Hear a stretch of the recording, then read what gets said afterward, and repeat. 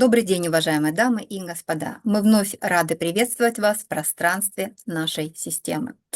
С вами я, Лазурко Елена Егоровна, ведущая подкаста, духовный целитель, бизнес-тренер, представитель научно-учебного центра системы академика Миани Михаила Юрьевича.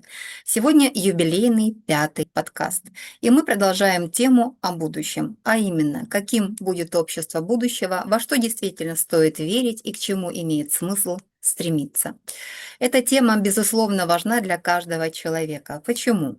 Если мы видим прекрасные картины будущего и понимаем, как к нему прийти, это дает нам силы, веру, воодушевление. Это одна из основных причин для состояния счастья. И наоборот, если наше представление о будущем выглядит мрачным, ужасным, то это одна из причин, почему человек впадает в отчаяние, вплоть до потери смысла жизни.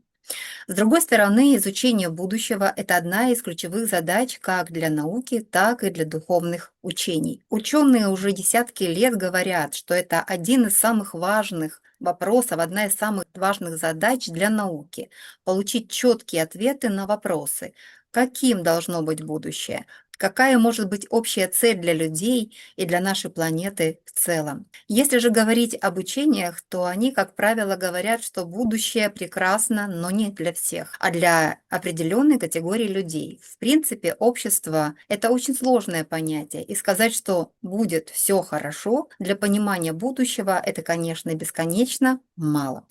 Поэтому мы сегодня будем говорить об одном из самых важных вопросов. Мы перейдем к теме общества будущего, лучшее из возможных. Какое оно и как к нему прийти? Достижимо ли оно в принципе?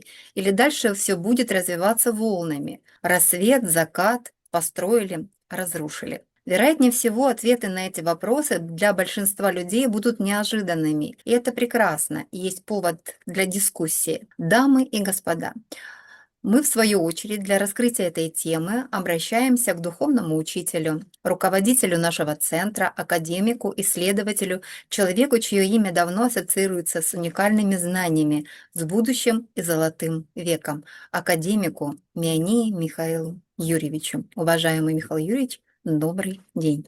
Добрый день. Итак, начинаем. Михаил Юрьевич, основные вопросы обозначены, и как в предыдущих подкастах, пожалуйста, все, что считаете нужным, расскажите, а в конце вам зададим уточняющие вопросы. Итак, друзья, мы приглашаем вас сегодня не просто слушать, а включаться в размышления, почувствовать отклик, возможно, сделать важный в своей жизни выбор. Просьба вопросы, которые возникают, фиксировать в нашем чате, и на них мы постараемся в дальнейшем дать исчерпывающие ответы. Итак, каким может быть общество будущего, лучшее из возможных, и как к нему прийти? Михаил Юрьевич, вам слово.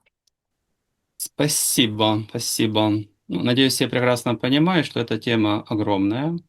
Если взять там классиков марксизма, ленинизма, да, это десятки томов. И в целом, чтобы раскрывать эту тему, да, это достаточно большой объем информации, поэтому, разумеется, есть смысл говорить только по самым каким-то ключевым вопросам, по верхушкам различных смыслов. И прежде чем говорить о самом обществе, по всей видимости, есть смысл несколько вводных слов сказать. Да, в том числе, вероятнее всего, те, кто будет знакомиться с этой информацией, могут быть различные реакции.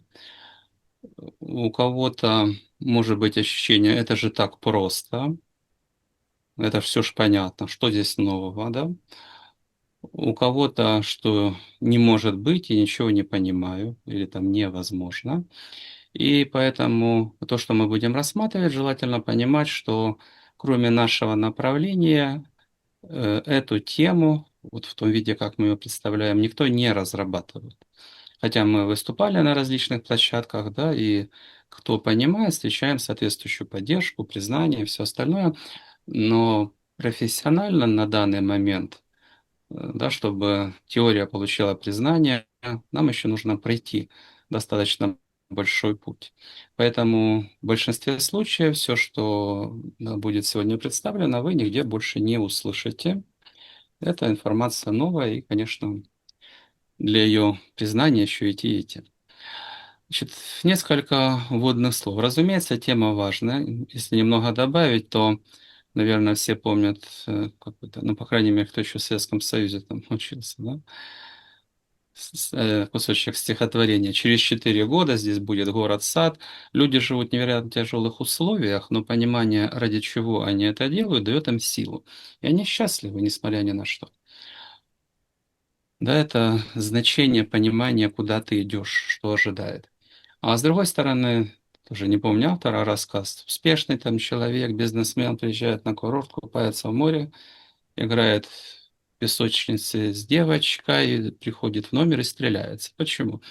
А будущего для него нет, он его не видит. Да, с его точки зрения, все, что могло с ним произойти, произошло, он все испробовал, дальше он не видит, куда идти. Да, поэтому для него жизнь закончилась, и он ее завершил. Да. Поэтому, конечно, крайне важно понимать, что ожидает человека. И в идеале это дает человеку силу. Один из основных источников силы. В идеале это должно быть прошлое, оно дает силу. Есть на что напираться, и есть понимание, какие ошибки не нужно больше, да, допускать. Это настоящее, если человек любит жизнь, он понимает, каково его место в этой жизни, что правильно, что неправильно, если он в игре. И будущее. Это три основных источника силы, энергии, если человек выстроил себя правильно. Поэтому, конечно, вопросы крайне важны. Что хотят подавляющее большинство людей? Конечно, большинство нормальных людей хотят, чтобы все было хорошо, чтобы жизнь была справедлива, чтобы люди были этичными, чтобы на улице не валялись там алкоголики, наркоманы и прочие, чтобы все было безопасно и так далее, чтобы хорошего было много или все, что было хорошего, а плохого, там, преступность, несправедливость и всякие другие неприятности, чтобы этого не было.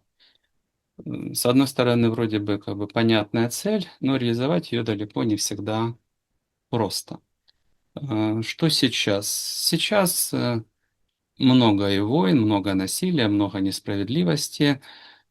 То, что ранит нормального человека с точки зрения каких-то духовных, нравственных принципов. И одна из ключевых причин, почему вот современная жизнь, она не такая, как хотелось бы, да? Потому что кто правит? Да, правит в основном материализм, а материализм, значит, духовные ценности в сторону, то, что чувствует человек, его там чувства как таковые, ощущения собственного достоинства, они не столь важны, да, у кого больше сил, у кого больше денег, тот просто партии покупает, все, что нужно, продавливает. Особенно если человек не очень разумный, верит в телевизор, там, промывают человеку способность думать, он не мыслит критично, как бы, ну, много причин. Но в основном это бездуховность и власть денег. Для этого нужно, чтобы была бездуховность, ну и как следствие там все остальные проблемы. Значит, чтобы решить вот эту задачу, каким должно быть общество будущего, ну, если брать научный подход, да, задача номер один, а на что опираться.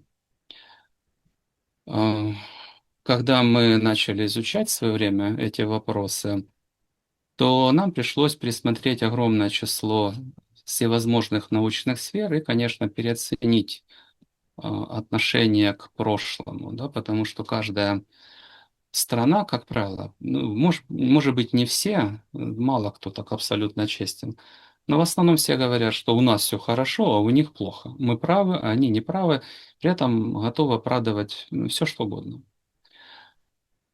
Да, поэтому кто там из Советского Союза, у нас была лучшая страна, оказалось, да, много хорошего, были проблемы, но вот то, что было хорошее в истории, как бы не было такой основы, на что опираться, да.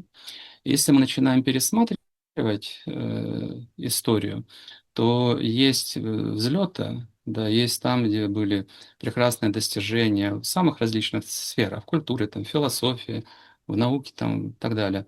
А как это произошло? Да? И много есть на что опереться в истории. Предположим, Византия, которая просуществовала как империя дольше всех, да, у нее духовность стояла на почетном месте. Да, рядом с троном император стоял, трон для Иисуса Христа, да, он ставил крест, да. И духовные основы– это как основа государства. Собственно, государства появились благодаря религиям в свое время. То есть там многобожье, разрозненные племена, каждому своему богу поклоняются. Я немножко условно говорю. Когда появляется религия и Бог один, да, это дает основы на уровне ценностей для объединения, да, для объединения племен, там, народов. Появляется, появляется общее основание, на чем договариваться. Да. Поэтому частично, размышляя о будущем, есть на что опираться в истории. И наука это делает крайне слабо, к сожалению. Ну, предположим, изучается там Мальтийский орден, рассказ об Мальтийском ордене, там предметы быта, из чего они ели. Какая разница, они из чего не ели? Да как и остальные. Вопрос, благодаря чему они были способны на подвиги, благодаря чему они были способны к самопожертвованию, благодаря чему были способны побеждать в меньшинстве превосходящие силы, это же не из той посуды, из которой они ели. Это исходя из того, во что они верили, как они тренировались, кем они были, да, по каким законам они жили. Поэтому есть на что опираться в истории, и традиционная наука недостаточно хорошо это делает. С другой стороны, и в учениях различных, говорится, о Золотом веке, в различных пророчествах, разумеется, нужно их также понимать, и есть на что опираться. Но все, что дается вот в этих источниках, оно дается, конечно, крайне скудно. Несколько примеров можно рассмотреть, но, опять же, если говорить полноценное будущее, вот государство, да, это ну, самая сложная конструкция. Да. Бизнес это сложно. Крупный бизнес сложно, государство это еще на порядок более сложная конструкция, да, поэтому это десятки всевозможных томов, но мы можем рассмотреть только верхний уровень, достаточно для понимания, мы можем рассмотреть. И если для этого воспользоваться как бы первоисточниками различными, да, по пророчествам, и применять к этому логику, да, переводить это на язык науки, то определенные, скажем, принципы можно выделить. Да, там, зачинщики, разжигатели войн будут пойманы и заточены, да, в самые глубокие темницы преисподней. Да, войны должны завершиться. Разжигатели войн, они должны стать врагами человечества. Их место в клетке. Да? Потому что война– это потеря основное, из-за чего теряются ресурсы, разрушаются города, погибают люди. Да. Скажем, духовность должна стать критерием допуска к власти. Вот сейчас что такое демократия? Это власть денег, по большому счету. То есть демократия, она развивается благодаря бизнесу. Бизнес генерирует средства, средства вкладываются в остальные сферы.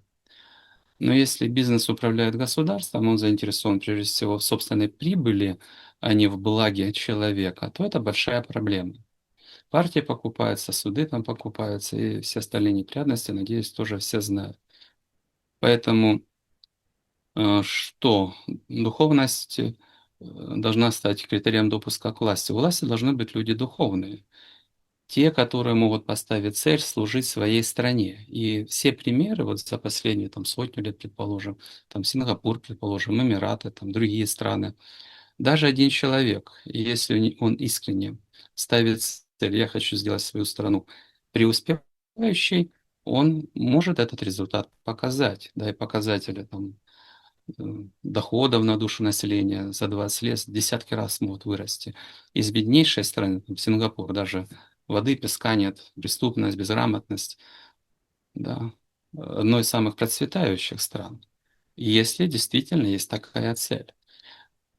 Можно пройтись по другим каким-то вопросам, поэтому на что опереться, есть на что опереться и в пророчествах. Но в любом случае это не полноценная теория, это не исчерпывающая картина, это отдельные, скажем, элементы мозаики. Да? Чтобы э, какая-то идея могла повлиять на окружающий мир, она должна превратиться в полноценную научную теорию.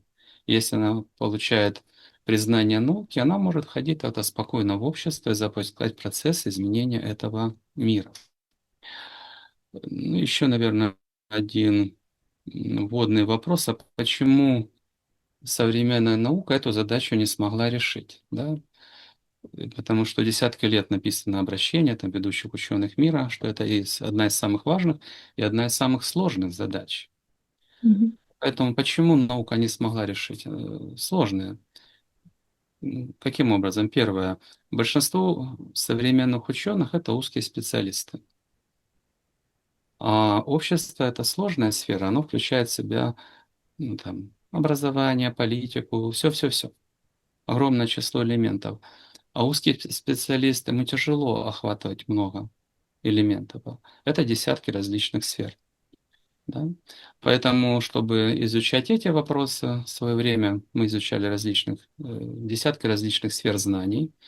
Понятно, что невозможно знать все. Да, и одна из ключевых задач для любого человека, ну, разумного, успешного, это уметь выделять главное. А что нужно взять в одной сфере, в другой, то, что влияет на конечный результат, на понимание будущего для нашего общества. Поэтому узкие специалисты, в принципе, не могут решать фундаментальные такие объемные задачи, выходящие за пределы их сферы интересов. Второе, подавляющее большинство исследователей — материалисты. То есть они в школе материалисты, в вузе материалисты, в аспирантуре и докторантуре материалисты. А общество будущего в основном будет основано на изучении духовной сферы, да, потому что не все, конечно, но большую часть того, что можно познать и на практике реализовать в материальной сфере, общество уже прошло. Да. Конечно, наука будет развиваться, технологии будут развиваться, но вот познание мира материального на этом уровне, оно не совсем уж близится к завершению, это будет прогресс, но большую часть прошли. И, наверное, одни из ключевых вопросов, ну там по разным сферам, но одна из ключевых — это реализация идеи. Да? То есть одна из ключевых задач — это автоматизация бизнеса. То есть если у человека есть идея, он ее куда-нибудь стал, автоматически она генерирует продукт, прибыль и так далее. А так, разработчик идеи, он должен стать специалистом еще и в менеджменте. Да? И из-за этого многие идеи, они не реализуются, большая часть идей не реализуется. Да? Хотя огромное число элементов бизнеса, они уже автоматизированы. Но вот так, чтобы идея, человек приходит в какой-то там соответствующий центр, ее оценили, промоделировали, спрогнозировали, да, это будет генерировать такую-то прибыль, и есть механизмы, которые это все запускают в работу. Да, вот так оно должно работать. А что остается по бизнесу? Это вот второй уровень развития общества, демократия, держится на бизнесе все. Это сфера, а бизнес, в свою очередь, держится на науке о материальном мире. Эта сфера, она в основном подходит к своему м, исчерпанию. Поэтому второй ограничитель, почему наука не может эту задачу решить, она не изучает духовный мир с точки зрения, ну, как этого следовало бы изучать, да, с точки зрения прикольно, во что там они верят, какие там обряды проходят. Ну, если я немножко утрирую, но не с точки зрения, что это по сути, да, что такое духовный мир по сути. Если говорить о будущем, то основные неизученные вопросы, вопросы, не изученные наукой, это вопросы духовного мира. Что это такое, как он устроен, как с ним взаимодействовать, какие это дает возможности. Да? И материалист, ему в принципе в голову не придет, что следующий уровень развития знаний на Земле, да, это познание духовного мира. Использование того потенциала, который есть в самом духовном мире и в душе человека. Да? Поэтому нет понимания, какими будут знания будущего, все остальное становится невозможным. Ну и третья причина, почему наука в принципе не решает эти задачи, чтобы обладать способностью эти задачи решать, да, частично мы уже рассмотрели, кто разрабатывает общие теории, это всегда выдающиеся люди, самые выдающиеся, самые умные. Да? То есть человек должен быть способен работать с общими теориями, это тоже из всех ученых, тоже единица. А с другой стороны, он должен иметь достаточно глубокую подготовку в духовной сфере. А как правило, получается что-то одно. Или ученый-материалист, или ушел в духовную сферу, а у него нет научной методики, у него нет логики. Да, скажем, экстрасенсов в море, ну, миллион, десятки миллионов. Но не понимая, скажем, вот, какого уровня развития достигли знаний в той или иной сфере, он не может обогатить этот мир. Да? То есть, когда человек может обогатить мир, положим, у него есть возможность общаться с этим миром, он понимает, что вот эти задачи решены, эти задачи не решены. И он начинает над ними работать. Но даже если есть возможность получать информацию из тонкого мира, если человек не исследователь, не ученый, у него не работают соответствующие логические инструменты, он не сможет толком этим воспользоваться. Но выдает какие-то разрозненные данные. А что? Да? Это не работает. Поэтому наука, в силу, по крайней мере, вот этих трех объективных причин, она и не смогла, хотя это же ведущие университеты мира, это же общая задача научная, она не смогла эти задачи решить. Да? Ну, в данном случае мы эти условия выполняем и, соответственно, данные задачи решаем. И причем ключевые моменты, они решены достаточно давно, но так, чтобы выходить на продвижение вовне, на признание, мы только как бы сейчас к этому подходим. Это такое расширенное вводное слово. А, Второй блок вкратце, как понять будущее. И дальше следующий вопрос, как к нему прийти. Чтобы понимать будущее, вот как вообще разрабатываются теории, ну, различные, там, математики или еще где-то. В данном случае применительно к обществу. Первое, что нам нужна модель. А общество это что? В науке даже нет полноценной модели, что такое общество.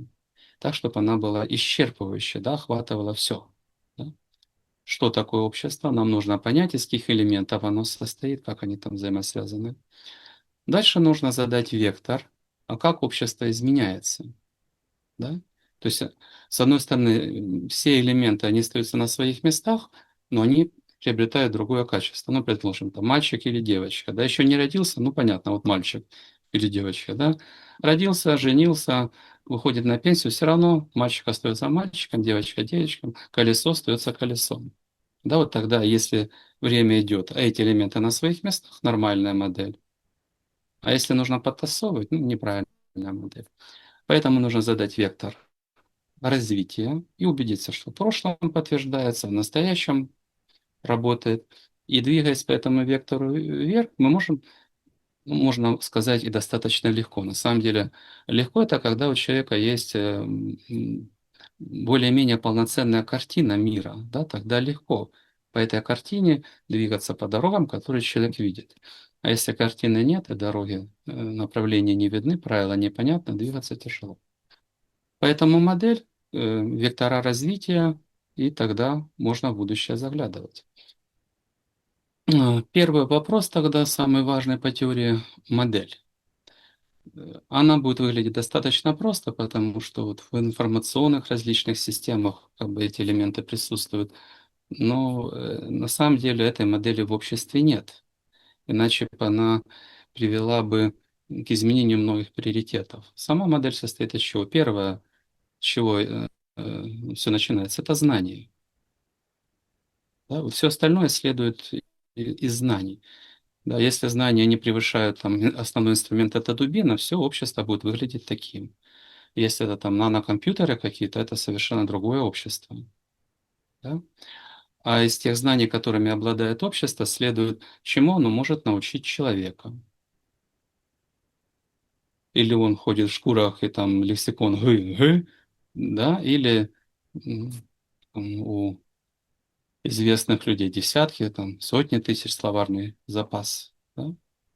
И за этим стоят соответствующие смыслы. Поэтому первое– это знание. И если рассматривать развитие, как развивается общество, что-то происходит, люди что-то открывают, записывают. И наука стоит на плечах предшественников. Да? Знания накапливаются, накапливаются, появляются ответы на новые вопросы.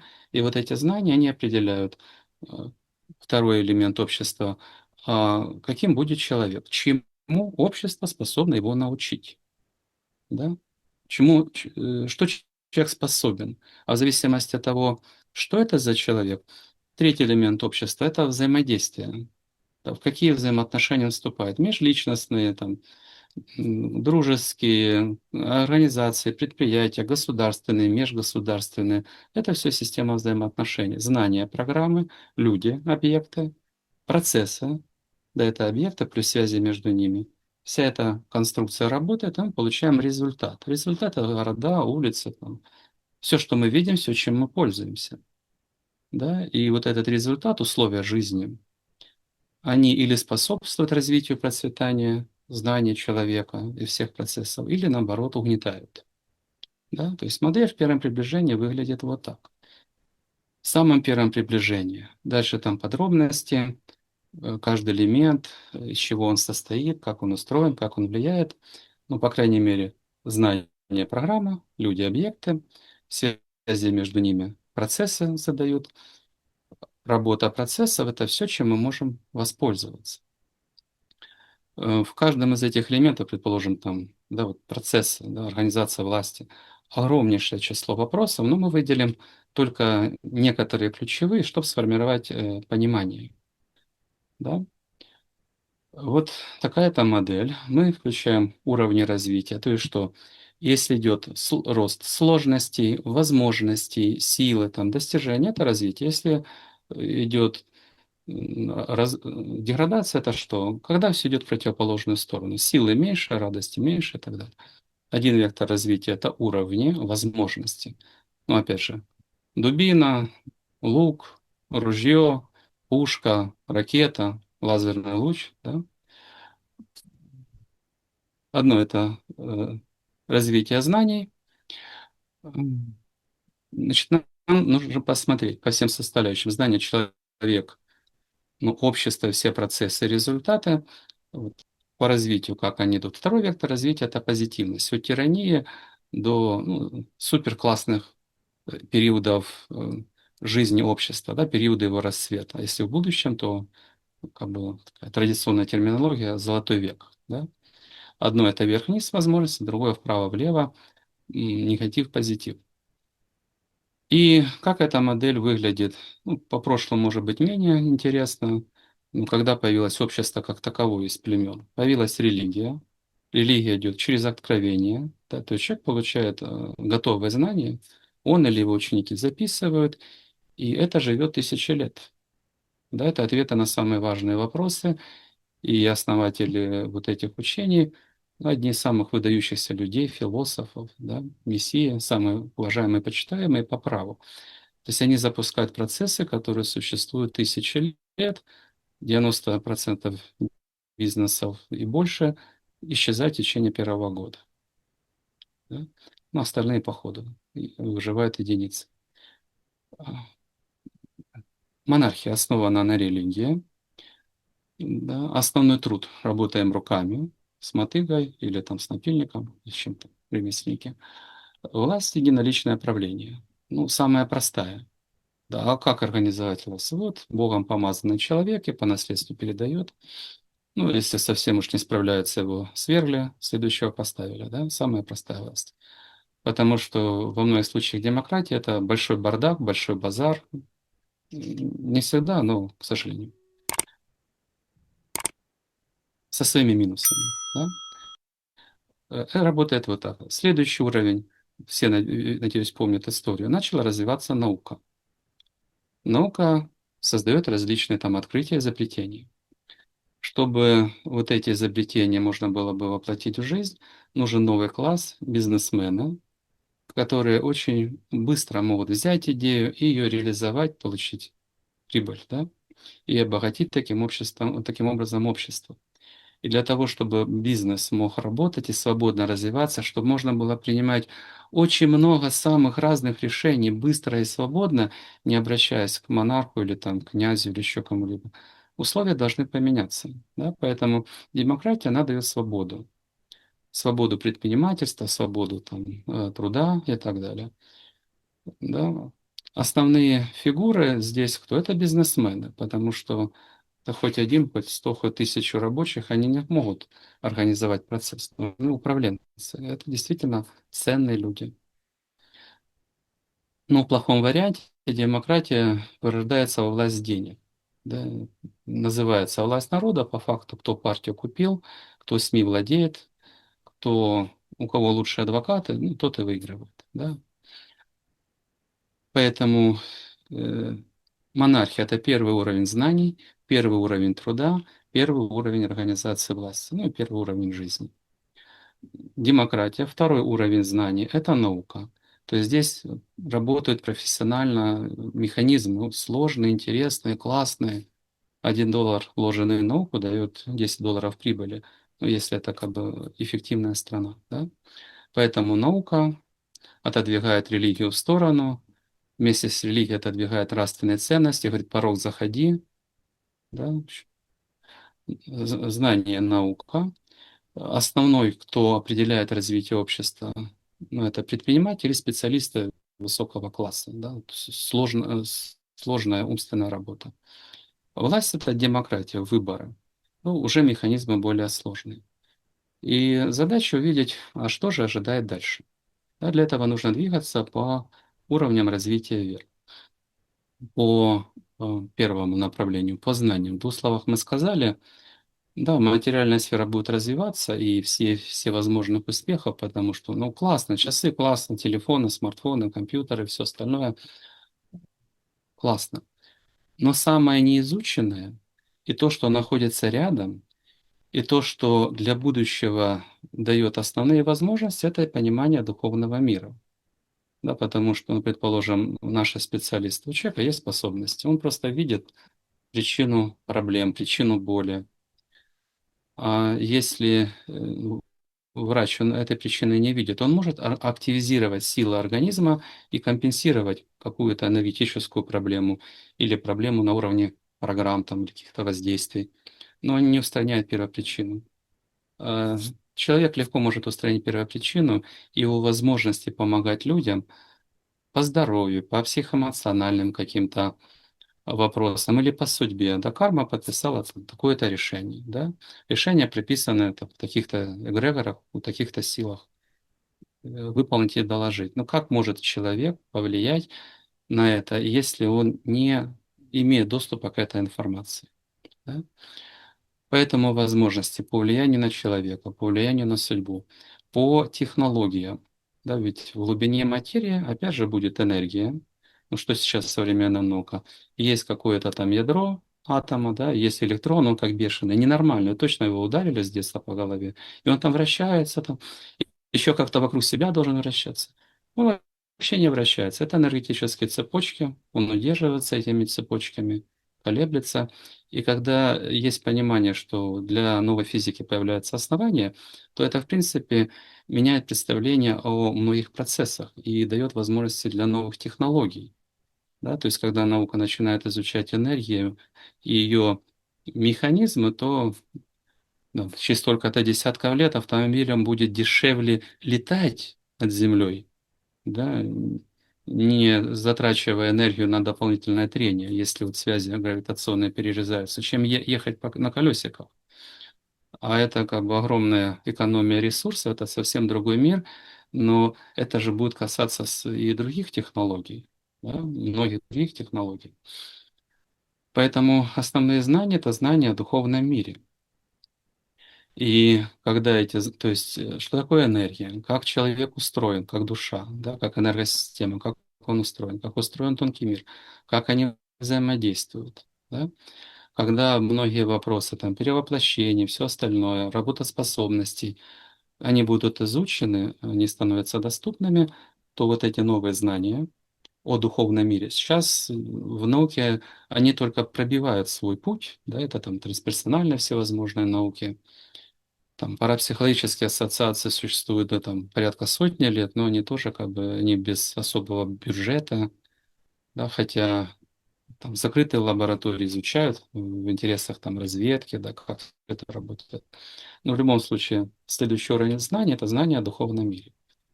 Когда они поднимаются, получают признание, к чему они ведут, да, каким изменениям они ведут. Это то есть знание третий уровень и выше, человек третий уровень и выше. Что это за люди?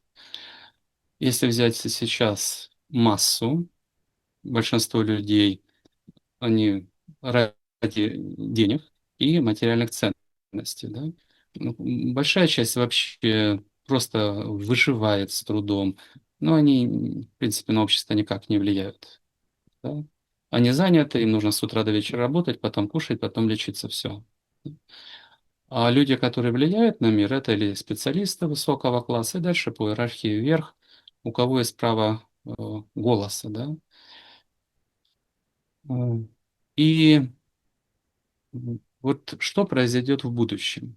Если сейчас большинство ради денег и материальных каких-то удовольствий, то человек следующего уровня, он уже не будет работать ради денег, потому что нельзя сказать, что деньги ему не нужны. Но давайте немножко, если вернуться в настоящее, какие категории людей являются предтечей, да, предшественниками того, как это будет выглядеть в будущем. Это люди, которые не живут ради денег и не работают ради денег. Да, предположим, категория номер один– это классные специалисты. Одно из интересных высказываний, что сейчас вот нет очередей, вот, чтобы эти классные специалисты стояли в компаниях в очередь. Это компании стоят в очереди к этим специалистам. Да, потому что он самодостаточный, мне неинтересно. И он спокойно уволится, пойдет дальше. Он классный, он себе найдет работу. Да, это должен быть специалист высокого уровня по сложным каким-то вопросам. И они не работают ради денег, им нужен интерес. Чтобы работа была интересна, чтобы было уважение, что там еще что-то. Или вторая категория– цифровые кочевники. Но они тоже могут в любой стране жить. Они живут там, где им нравится, живут столько, сколько им нравится, работают столько, сколько им нравится. Нет цели, чтобы было много денег.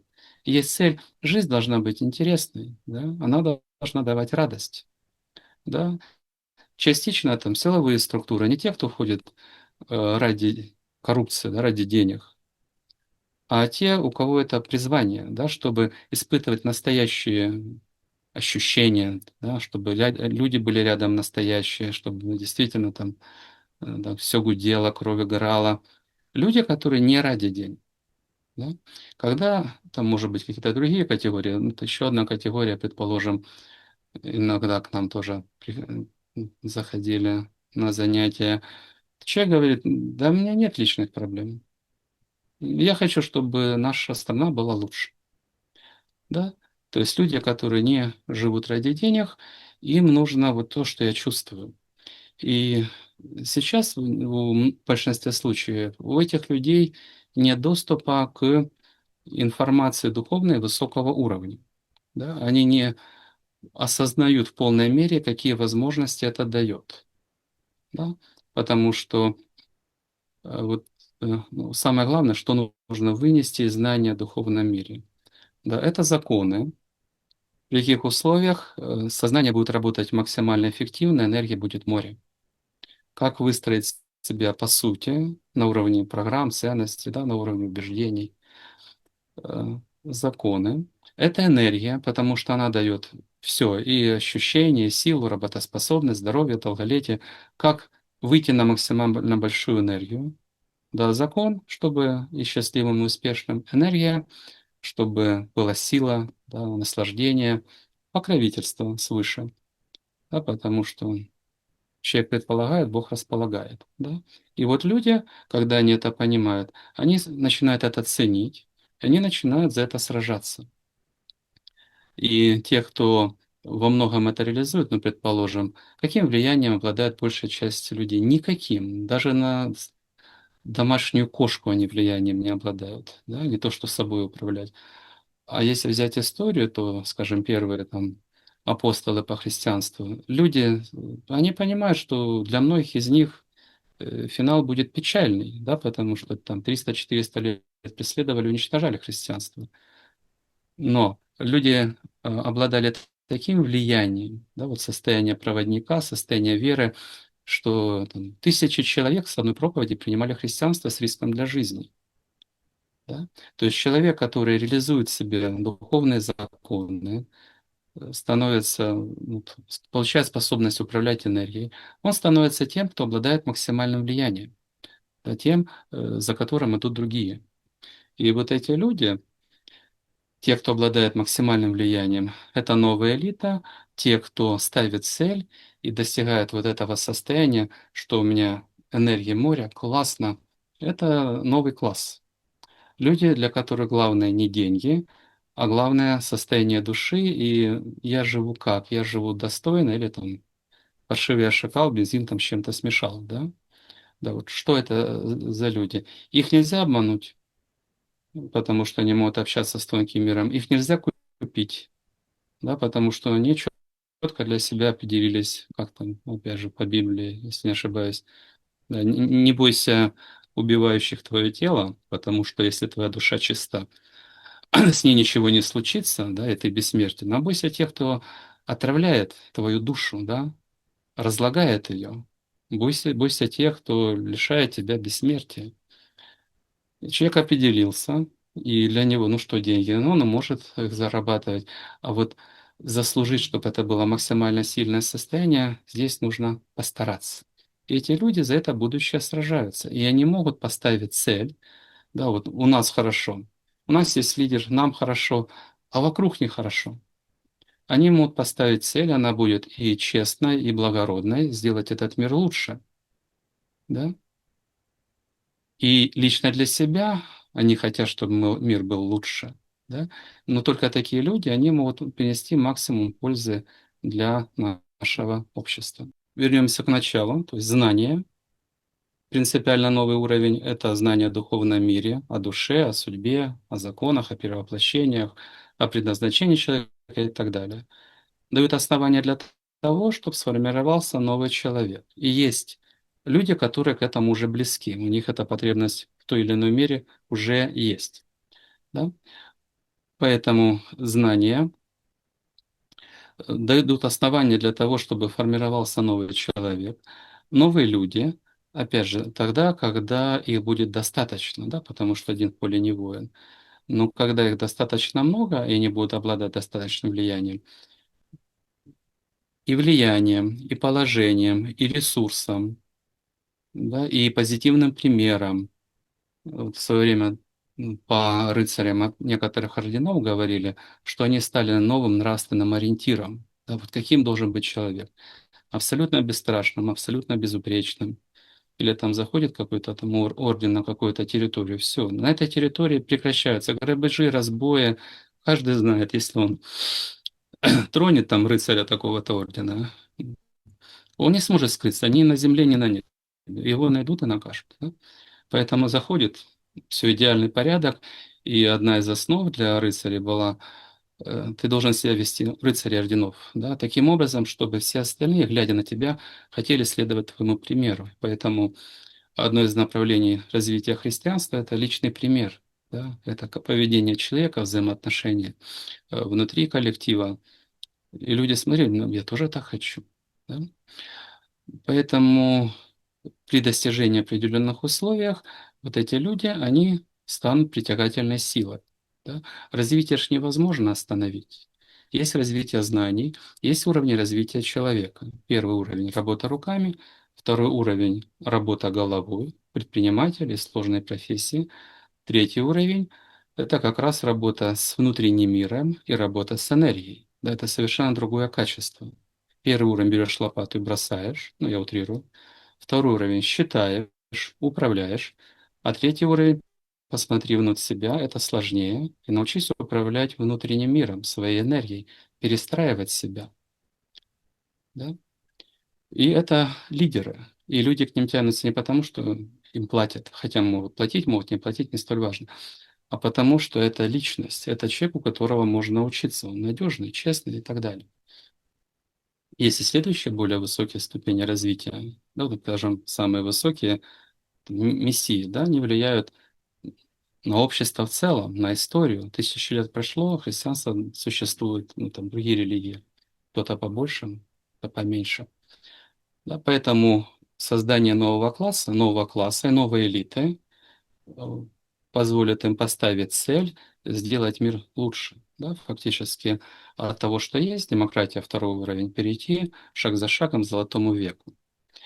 Сами вопросы, вот третья составляющая, организация власти, организация процессов, они очень такие объемные.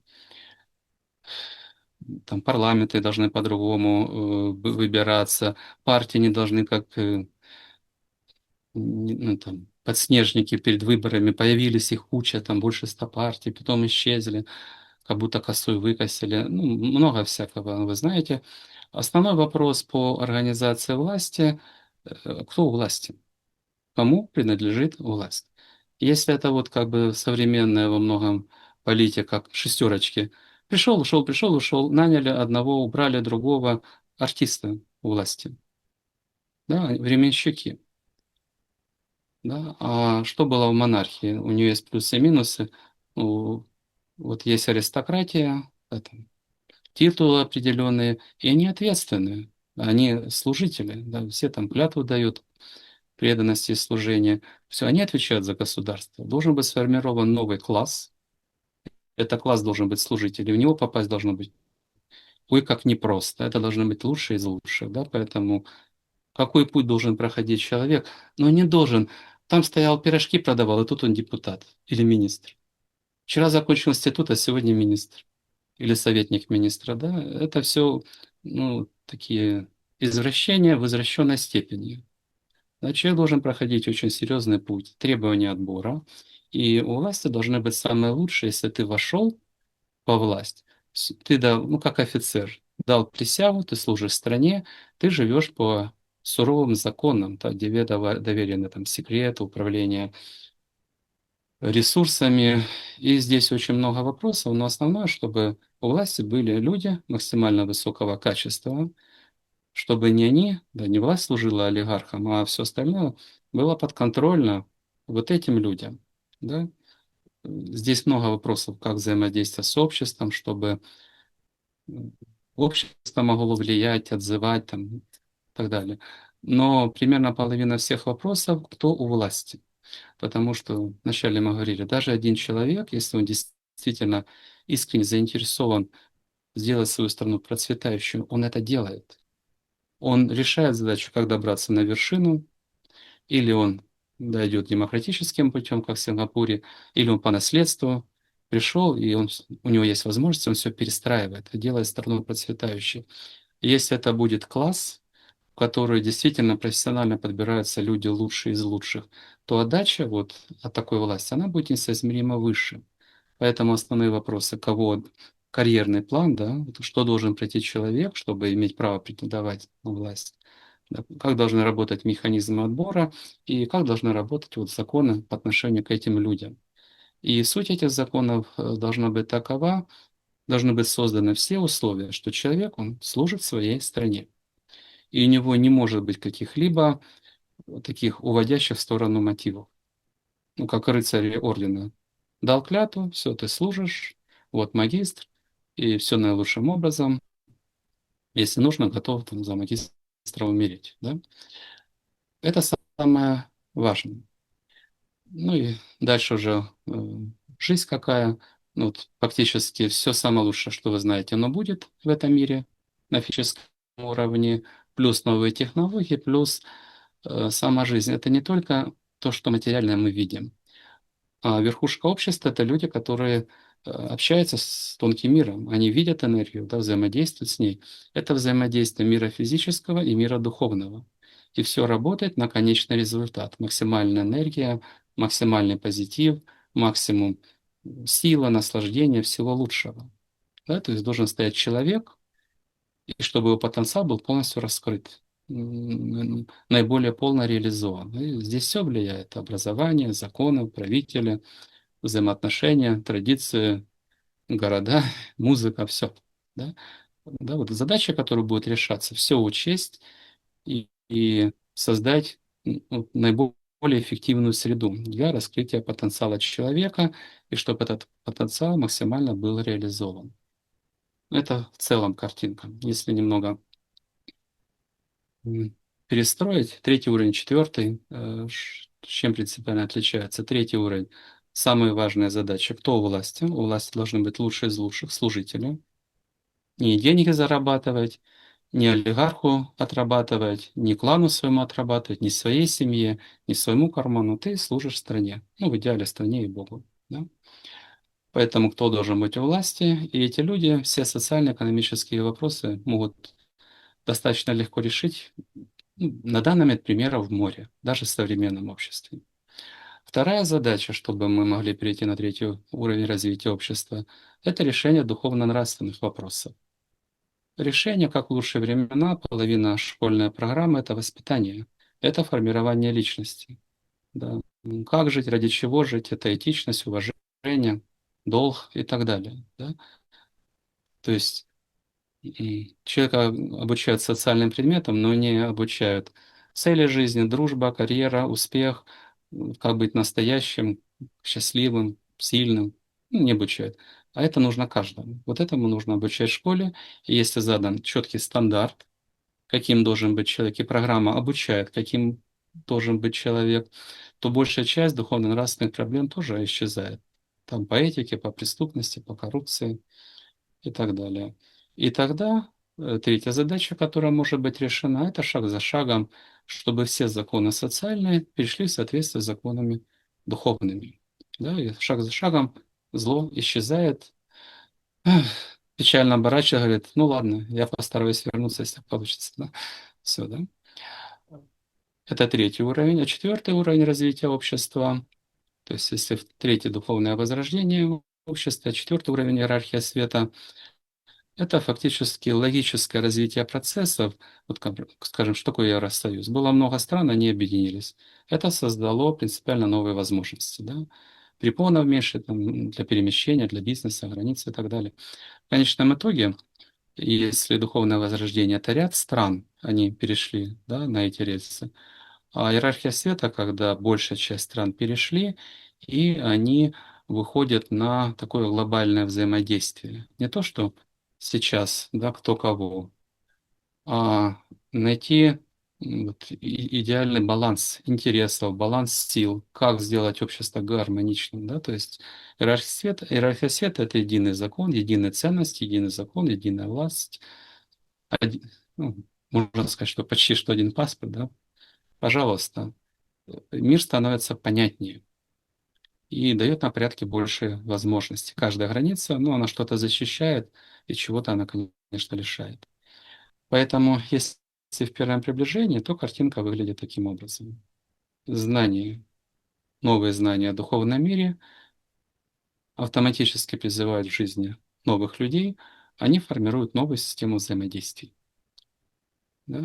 И когда человек получает обратную связь, во что я верю и как я действую, ведет или к потере энергии, или к росту энергии, к росту покровительства свыше или к кармическим наказаниям, то он делает позитивный выбор. И общество становится все светлее и сильнее, и лучше. У нас два варианта. Или мы сегодня закончим, и продолжим в следующий раз, потому что третья часть стратегия проекта, возможно, потребует приличного времени. Ваше предложение, Елена Егоровна?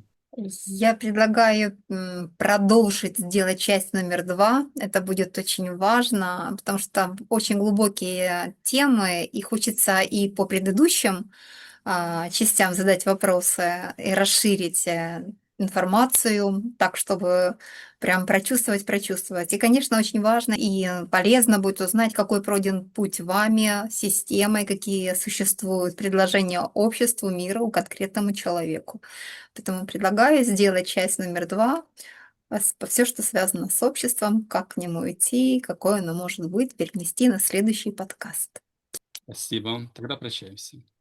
Михаил Юрьевич, всем сердцем благодарю лично от себя. Я надеюсь, что зрители в том числе воодушевились прекрасной картиной. Недаром мы сегодня вначале говорили, когда ты видишь перспективу, тебе хочется жить, и идет заряд жизненной энергии по судьбе. Поэтому, дамы и господа, пересмотрите подкаст несколько раз, ответьте, пожалуйста, себе на самые важные вопросы. Я напоминаю, что если вас что-то не устраивает или наоборот вы воодушевлены, пишите, пожалуйста, в нашем чате, в комментариях. Мы обязательно все комментарии читаем, будем давать ответы, а возможно, сделаем отдельный подкаст, а может быть, учтем в следующем подкасте, который будет ориентировочно через 3 недели. Михаил Юрьевич, благодарим еще раз за эфир. Дамы и господа, всего доброго, до новых встреч. Спасибо. Всего доброго, до свидания.